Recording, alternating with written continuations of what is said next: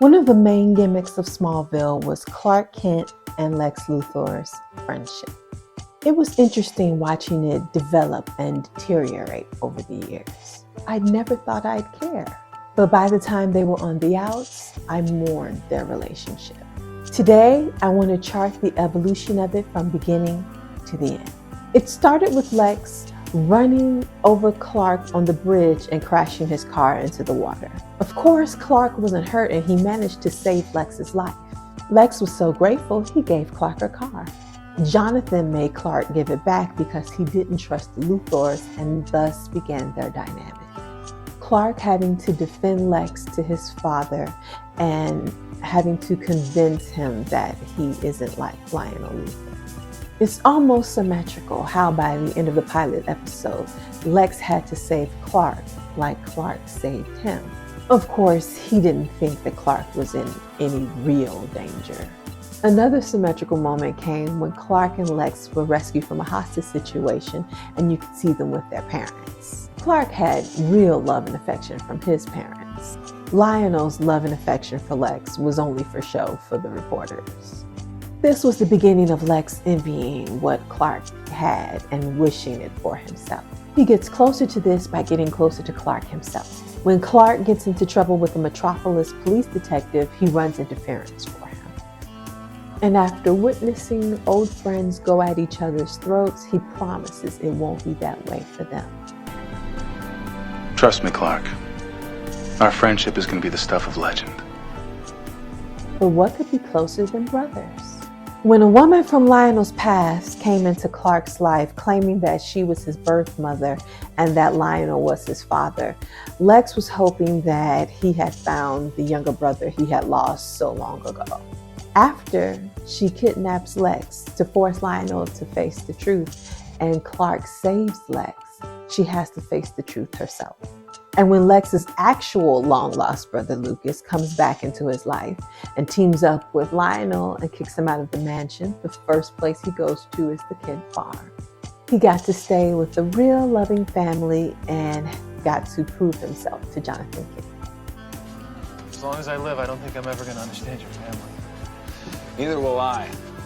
Just remember, my father may try and rule the world, but yours will inherit the earth.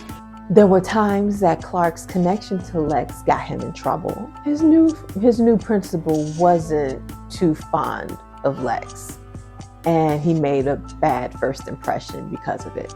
Then there was a time that Clark went into self-imposed exile. Even on Red Kryptonite, he still took the time to attend Lex's funeral and was overjoyed to find him still alive.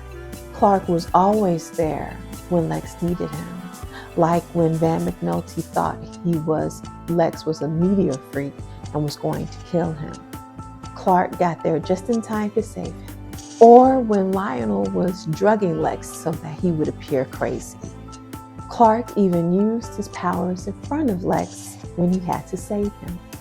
And when Lex asked him to break him out of Belle Reve, at first he was hesitant, but eventually he came back for him, though his plans were thwarted by former meteorite nemesis.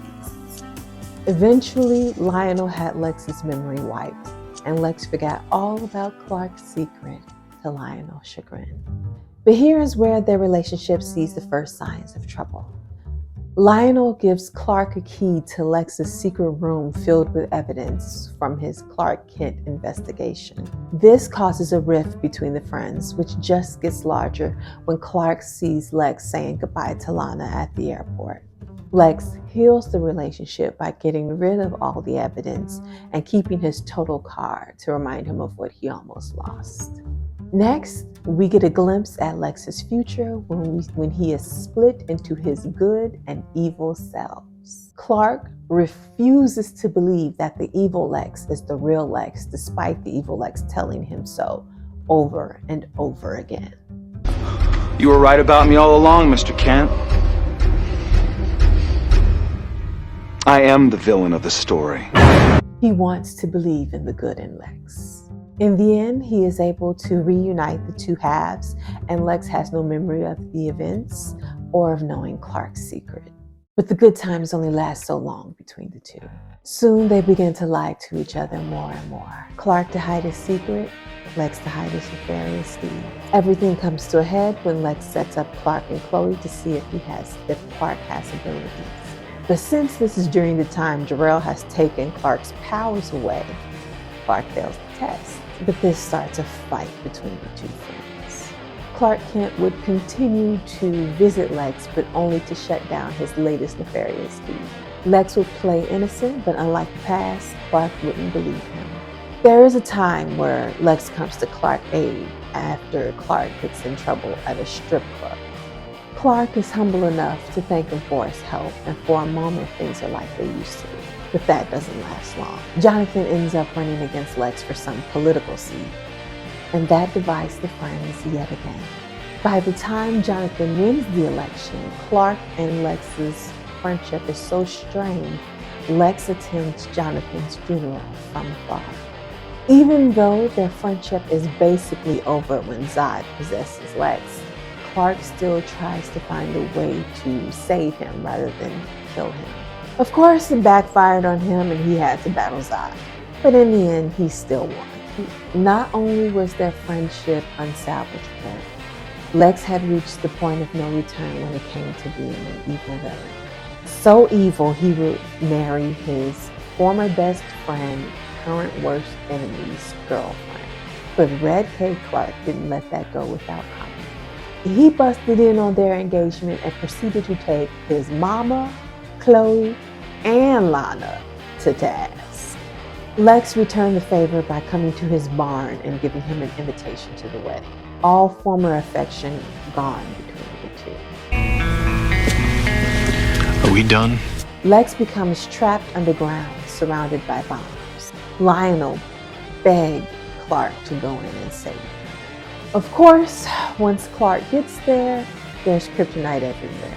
So now they have to work together to get free. They fight about Lex's suspicions of Clark's abilities and their doomed friendship.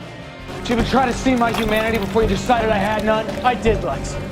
And look where we are. There was one last time where Clark asked Lex for his help. He needs Lex to tell him the plot of a Warrior Angel comic. Warrior Angel was Smallville stand-in for Superman, and Devilicus, his arch nemesis, Lex Luthor. After Lex murders Lionel, Clark confronts him. Where else? In the mansion. Lex spent the entire confrontation trying to deflect blame and suspicion onto Clark before Clark finally tells him that he has proof that Lex killed Lionel. Lex finds the Fortress of Solitude and had the device that can be used to control the Traveler. Clark comes and they have one final showdown before Lex's death, where Lex focuses on all the power he could have had access to if Clark had just been honest with him, proving to Clark that of all the people he let in on his secret, he was right to never tell Lex. Finally, Lex returns in the series finale in a cloned body, and it's he who confronts Clark. He has fully embraced his role as not only the villain, but as Clark's arch nemesis. Clark promises to always be there to stop him. It was a long and complicated relationship with just as much heartache as a romantic one, each one suffering from the disappointment of lost trust. The anger they felt towards each other stemmed from the hurt. Although Clark would rebound with Oliver Queen, I think the betrayal he suffered from Lex would cause him to give Oliver a very hard time in the beginning of their relationship. And Lex never found another true friend again. Were you as heartbroken over the rupture of Clark and Lex's friendship? Let me know in the comments below. Don't forget to like, share, subscribe, and hit the bell icon to know the next time I upload or go live. Thanks.